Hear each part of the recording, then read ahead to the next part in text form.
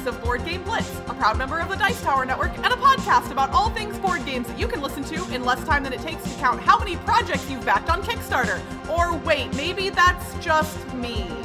Board Game Blitz is sponsored by Grey Fox Games. This week, we're revisiting and expanding on our original discussion about Kickstarter games.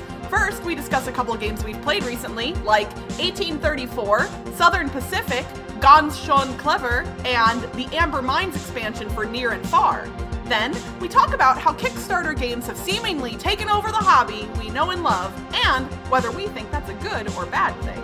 Finally, we wrap things up with a look at the etymology of the word turn. And now, here are your hosts, Ambie and Crystal.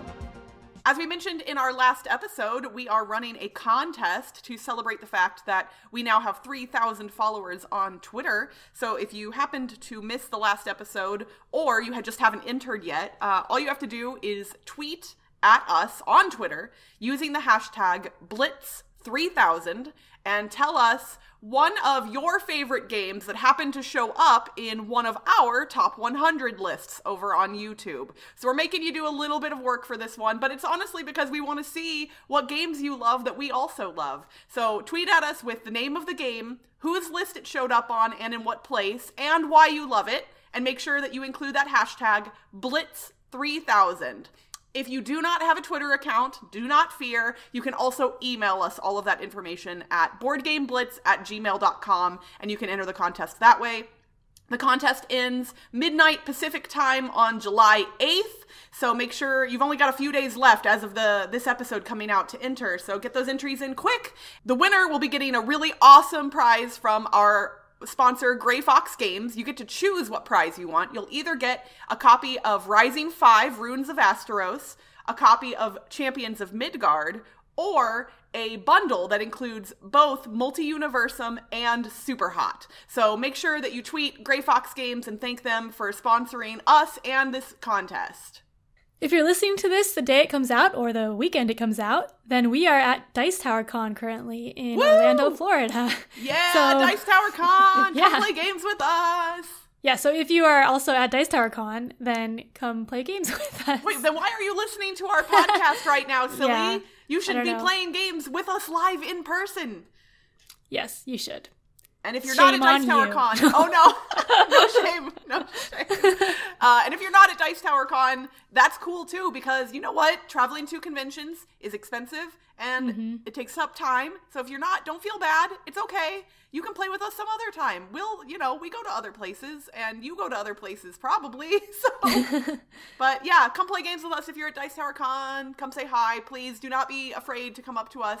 Some people will be like, oh, I saw you, but I was too scared to say hi. And that's silly. We like saying hi to people. So come say hi to us. Yep.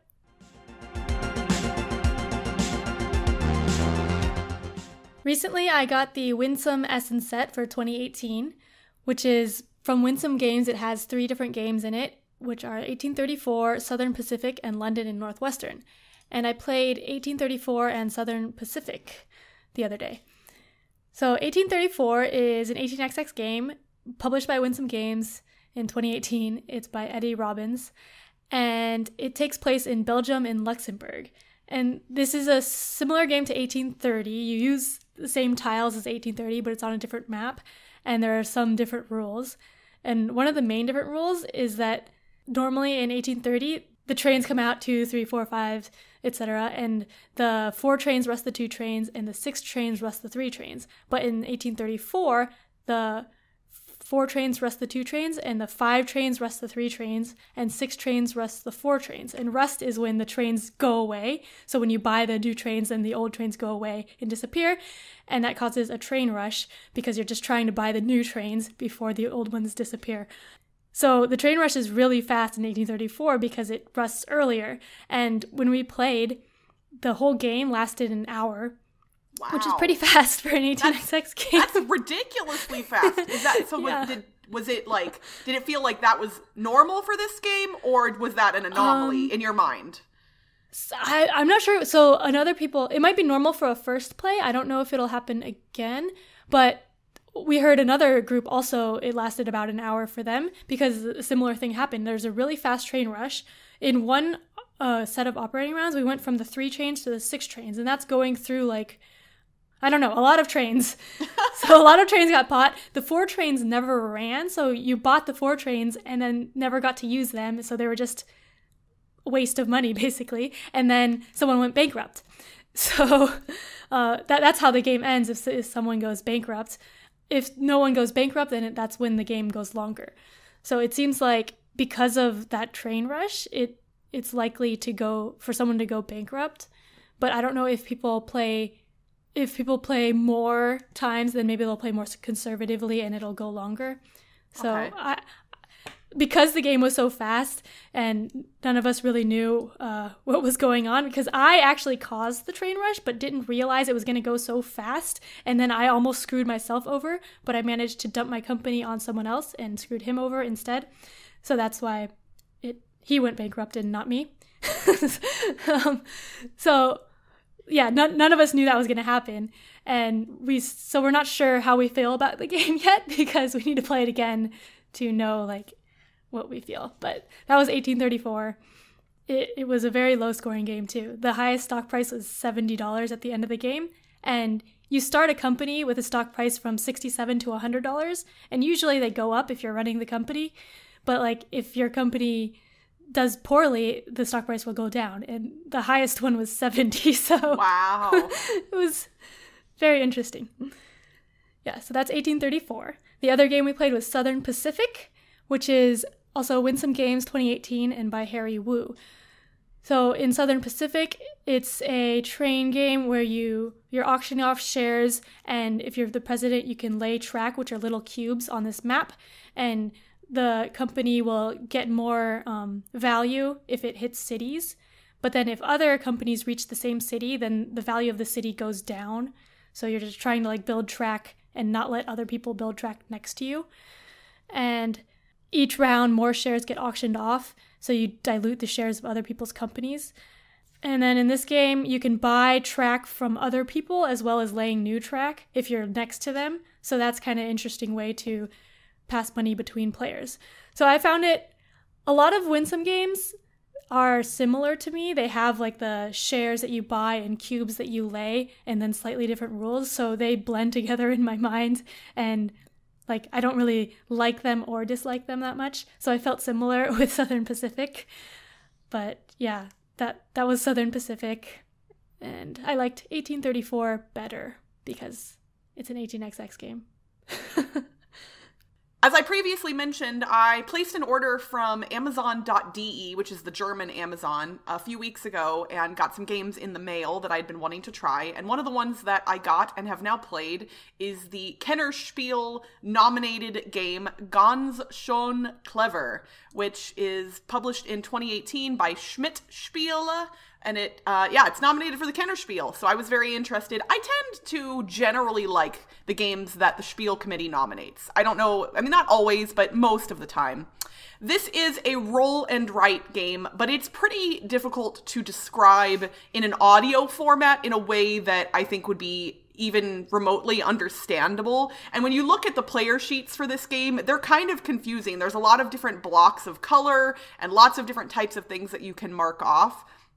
I'm not really going to explain how the mechanics work, but like a lot of other roll and write games, you get to do some very cool stuff on your turn, and you also get to do a little bit on other people's turns. So you're engaged all the way through, no matter how many players are playing. And what's neat about this game is when you are marking things off in different areas of your sheet, it will give you ways to mark off other areas of your sheet. So often, especially toward the end of the game, you're setting off these chain reactions where you'll mark something that will allow you to mark something else that will allow you to mark something else. And because of that chain reaction, it actually does, at least for me, make me feel very clever while I'm playing it. And it's funny that the name of the game is what it is. There's really no theme here at all, like most roll and write games, but I think it's a lot of fun, and it's I don't know if it's available still on Amazon.de. I think it's been a little bit harder to get a hold of because of the award nomination, but I've heard rumors that some publisher is picking it up and bringing it to the States, but that has not been announced yet to my knowledge, and I don't actually know who it is. I'm not like being coy, but I've heard that someone is picking it up and will be announcing that is happening probably at Gen Con, I'm guessing, but I don't know for sure. So right now it's not available in the States, but I'm guessing it will be soon because it's really fun. So I highly recommend Ganz, schön, clever.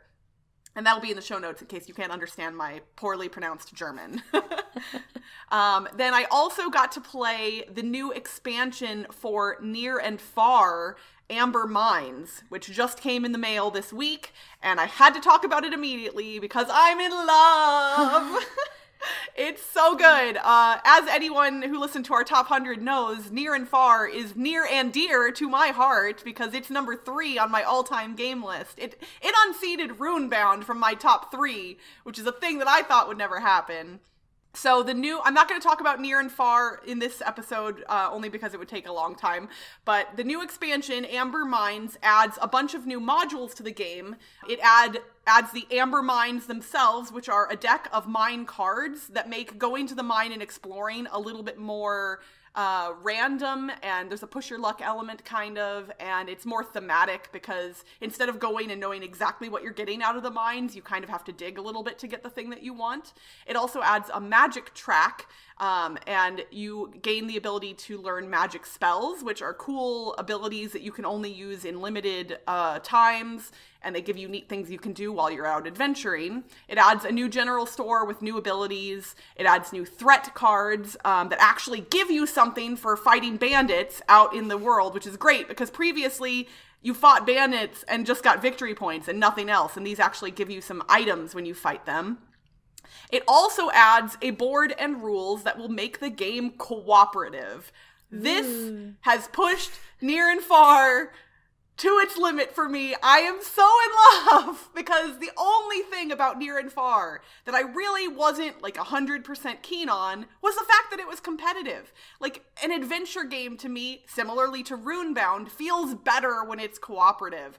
So it is now. It can be. And it's great. I played it 2-player. I actually streamed it on the Board Game Blitz Twitch channel. As you're listening to this, it will have been a couple of weeks ago. My friend Kathy and I, who played through the base game campaign together, played the cooperative mode 2-player and had a blast with it. And we won, which we didn't think we were going to. So that was fun. I love this expansion. If you like Near and Far, you should 100% get this expansion because it doesn't make the game any more complex. It just adds a bunch of cool stuff. And the modules are all interchangeable. You don't have to use all of the modules while you're playing the game. And the modules, I think not all of them work with all of the modes. Like, I think some don't work with arcade mode or things like, or the character campaigns. It also adds a couple new scenarios. And there's more story points. And it's awesome. I can't talk about it enough. It's so good. Near and Far, Amber Mines, Ryan Lockett, you're my new favorite. I don't know what to do with myself because I love it so much. But that box is heavy with all the content in it. That Near and Far box, it looks not so imposing, but when you try and pick it up, it is heavy. So that is Near and Far, the Amber Mines expansion. Wow. So I've been wanting to play Near and Far for a while. It's been on my want to play list, but I haven't gotten around to it. But then saying that it has a cooperative now sounds really cool. So do you think I could play with the expansion first as my first play? Absolutely. Yeah, okay. Like, what's interesting is this game isn't mechanically complex. Mm-hmm. There's just, like, it's one of those games that gives you a bunch of different options, and you have to suss out strategically what the best thing is to do, but nothing is really hard to learn. Even, like, we literally added in every single module from the expansion in our first play with it. Oh, okay. Now, admittedly, the co-op mode, here's an interesting point. The co-op mode potentially spoils a tiny bit of the end of the base game's campaign. And not really in a story way, but they in the base game, you play through a number of scenarios, and then you have to do a specific thing to beat the final scenario. And this won't spoil any of the story for you, but it will spoil part of how you beat the base game campaign. And it's hard to explain clearly It just mechanically will spoil something that you have to do at the end of the campaign in the base game. Okay. So I guess that's something to take note of if you want to play co-op mode. But it doesn't spoil any of the actual story. So I don't think it would be a problem for people. And when we were streaming it last night, we were like, oh no, are we going to spoil things? But it's not really. So yeah, I say you can jump in with co-op mode or any of the modules from the expansion pretty easily.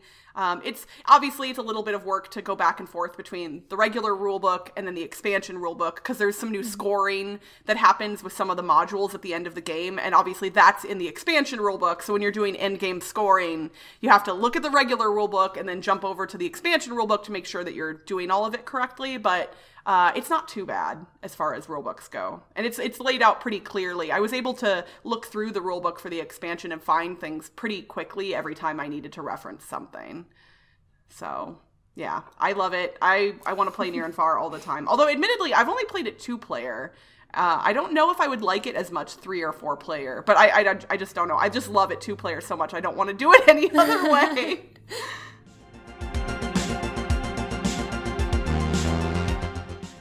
Since all of our episodes are 30 minutes or less, we don't always get to expand completely on the topics that we talk about. Although I do think we do a good job of fitting in some really good discussions into a short period of time. Not to toot our own horns or anything. But back in episode 25, we had an episode called Kickstarting the Habit, where we talked about Kickstarters and how our experience with Kickstarters and board games had been, and how our thoughts in general about how Kickstarter was affecting the hobby. And we wanted to revisit that because it kind of feels like Kickstarter is not going anywhere anytime soon when it comes to the board game world. Would you agree with that, Ambie? It's going up. Yeah. Oh yeah, that's true. It's definitely, it's not going away. It's going up and up and up, and it doesn't seem like it's going to slow down anytime soon. Yeah. It's very big. I am definitely part of that problem because back in episode 25, I pointed out that I had backed 30 board game related projects at that point. And I'm now up to 55. We won't say how long ago episode 25 was. People can do the math, but needless to say, I got my Super Backer badge on Kickstarter a couple of months ago, mostly because of board games, and I'm just a sucker for it. I think I've gotten smarter about the games I'm backing, though, because I'm often backing expansions to games that I already have, or games that I've already played, either like a demo copy or something else, or that I know more about. I'm not backing things sight unseen as much anymore. Except for with things like Fireball Island, which I could not resist. So. But then with the Kickstarter games you've been getting, have you been playing them? Yes, more so than in my early days of Kickstarter. Often, if I get a Kickstarter game, I'm getting it to the table, like, almost immediately. Although, there's one notable exception to that. So, I still haven't played Gloomhaven. Oh my gosh, neither have I. Okay, so did you back it on Kickstarter as well? No, so last episode we talked about it. My neighbor had the first edition, and we were going to play it, and I was talking about that we were going to be playing it next month on episode 25, and it's been over a year, and we still have not been able to schedule a time to play it, but I think we're going to be playing it, like, starting next month, but I've said that before. Yeah, I got so I backed the second edition on Kickstarter and got it this past fall. So it's now been more than 6 months since I received my copy, and I haven't even punched it out yet. And that, honestly... And you don't like doing that. I don't like punching games, so that's what's partially stopping me. Okay, here's the deal. Because I think I'm going to play Gloomhaven solo when I do play it. And if the game were in its box, punched out and organized and ready to go, and all I had to do was just learn the rules, I think I would do it. But because I have to also punch the whole thing out, I haven't even taken the components out of the box, Ambie. Like, I paid a lot of money for stupid Gloomhaven. This is going to be a running joke, I feel, for a long time. Crystal still hasn't played Gloomhaven, and I really do think I'm going to like it. I've made jokes in our Slack channel and on Twitter that someone should come punch it out for me, and I'm kind of serious about that at this point. If someone has a free day and wants to come punch my copy of Gloomhaven, because I know people like punching games, so... please come do that for me. Well, with Kickstarters, I'm kind of the opposite of you. I haven't backed anything since we last talked, and I had backed 3 projects total. But you're so much smarter than I am. Well, I just actively avoid looking at Kickstarters, which I guess isn't active; it's a passive thing. But you actively, passively avoid Kickstarter. Yeah, but I did do a group buy of 18CZ, and we had talked about it last episode too. But I haven't played it yet, and we've gotten it. I think we've had it for 6 months or something, and mine's still in shrink. So I have the problem of not playing the Kickstarter once I get it, even though I've only gotten a couple games on Kickstarter. Well, I've heard other people talk about that, and I think it's because, like, you get hyped up for the thing when it's on Kickstarter, and you get excited about it. But then all of this time passes, and so your hype and your excitement potentially can cool in the time between when you back it and when you get it. I will say, though, for people getting the Amber Mines expansion in the mail right now, play that thing immediately. It's so good.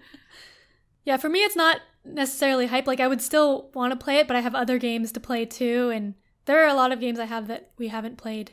So we just need the time to play it. We always need more time. Yeah. Mm-hmm. Well, and I think a lot of people, especially in the past, kind of liked to hate on Kickstarter.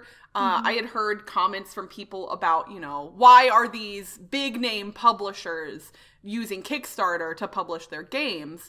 And I think some people kind of lose perspective.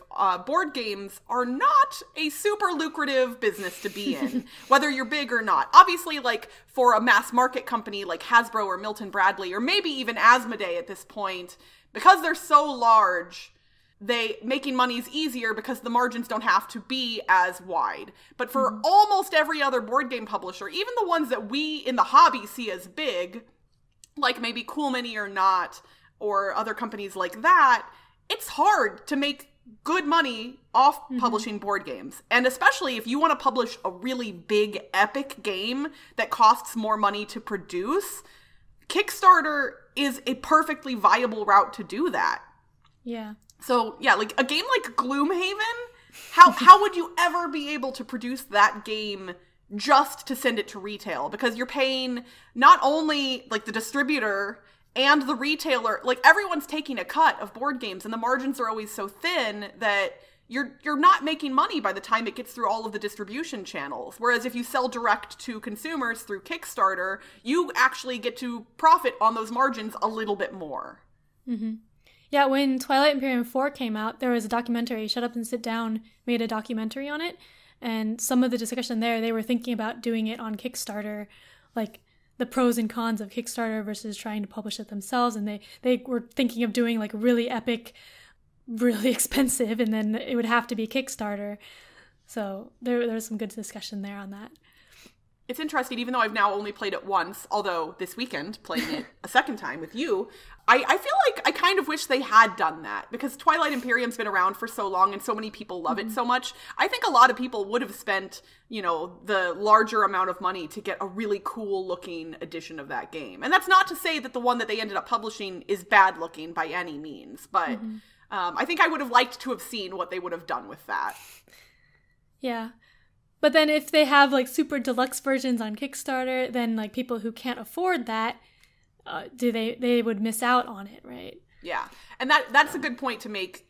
But I mean, board games as a hobby are a luxury to begin with, and especially I think some of the Kickstarters. And I know it's easy to see everybody else, like hear somebody like me talking about backing a lot of board games. I know that I'm a very lucky person in that I have disposable income that I'm able to spend on board games. That's partially because I have no children. So I think that, like I've made decisions in my life and I've been lucky, and that allows me to buy games, and not everyone has that privilege. And so it's important to have perspective there as well. And if you can't afford to buy all the games you want, that doesn't mean that you're less of a gamer or anything else at all. And I think some people sometimes feel like you know, if they're not up with the new hotness, that they're not, you know, like in the in crowd. And that's not true at all. Like, you should play whatever games you can and whatever games you love. And even if you don't own any games, that doesn't make you less of a gamer. You know, play your friends' games, play the games at your local cafe. That's fine too. So please do not take anything we're saying to mean that, like, you need to be buying games on Kickstarter or at all, because that's definitely not the case. Yeah. So there's been a lot of, it feels like there's been a lot of big epic games that have hit Kickstarter over the past year or two. And there were some before that as well, obviously, but just in the past year or so, we mentioned Gloomhaven already. I mentioned Fireball Island. That one is crazy big. It's this vacuum-formed plastic volcano. And I'm very excited to get my copy of that. I only got the base game, though. I didn't get the all-in with all the expansions and stuff. But it was still expensive. We had Rising Sun, which hit really big on Kickstarter. Dinosaur Island, both its first and second edition. The Seventh Continent game, which everybody loves except for me. That one also had 2 editions, right? Yes. Also, yeah, it was kickstarted originally, I want to say, I'm going to get the year wrong, but it was like 2014 or 2015 is when the campaign was run. And then it took like 2 or 3 years for the first edition to come out. And then it blew up like crazy. And then the second campaign like made a lot of money. I backed it for $1 just so I could follow along because I am curious like that.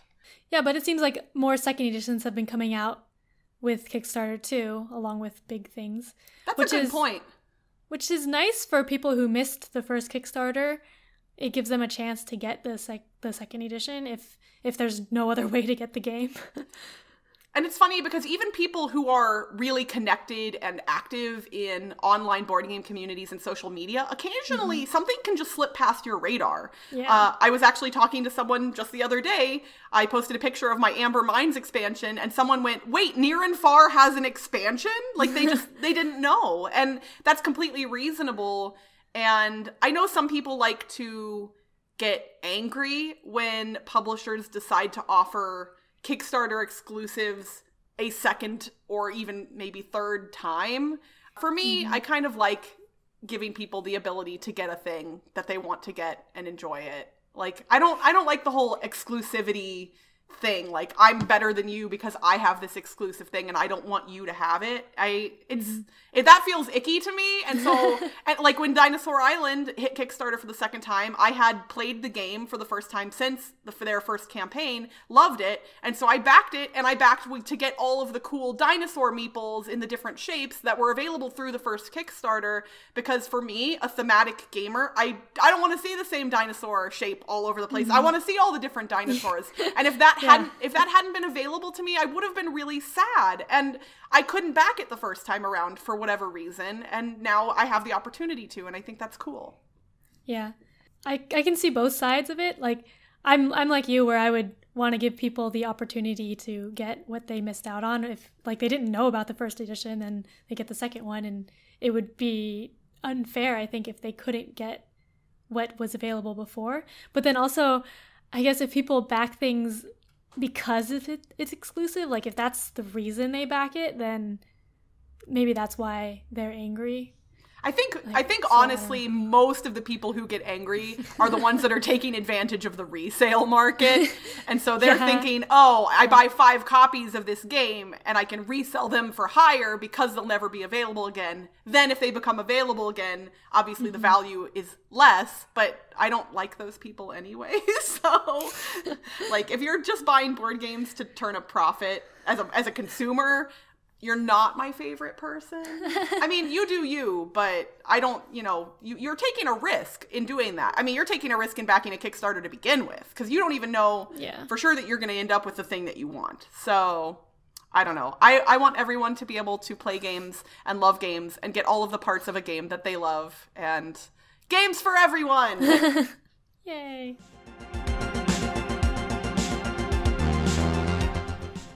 For this week's etymology segment, we're going to look at the origins of the word turn in its noun form.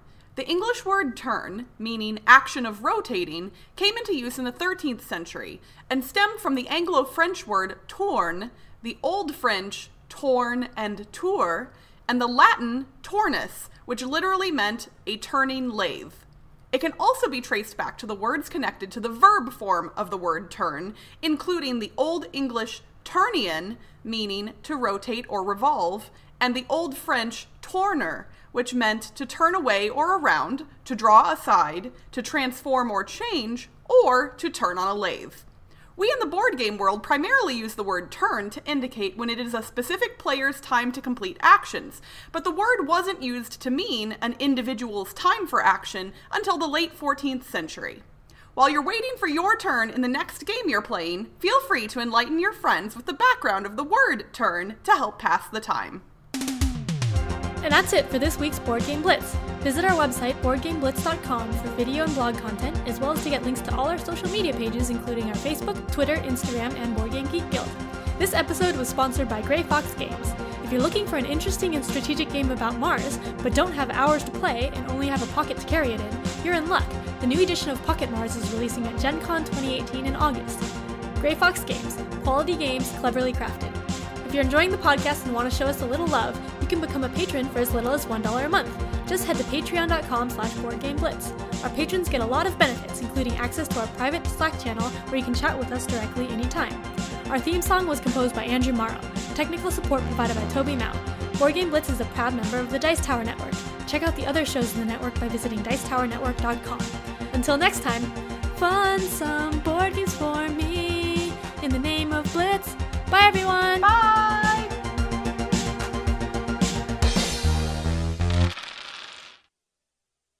Since our episodes are 30 minutes or less, we tend to not always expand completely on all of the topics we talk about. So I'm just going to start over.